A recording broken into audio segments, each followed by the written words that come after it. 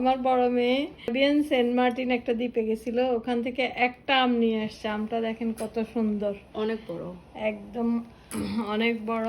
ওখান থেকে নিয়ে আসছে। আসার সময় অবশ্য ওকে এয়ারপোর্ট ওরা বলছে আম নিতে পারবে না, তারপরেও বলছে আমার আম্মার জন্য একটা আম নিয়ে আসছে শুধু। আমটা কাটি দেখাই আপনাদেরকে, দেখেন ভিতরে অনেক সুন্দর।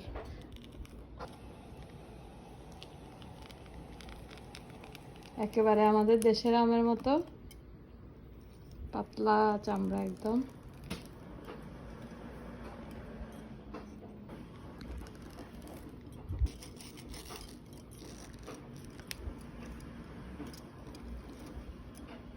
কিভাবে রস পড়তেছে দেখেন,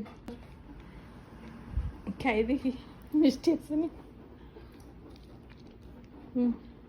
অনেক মজা, অনেক মিষ্টি।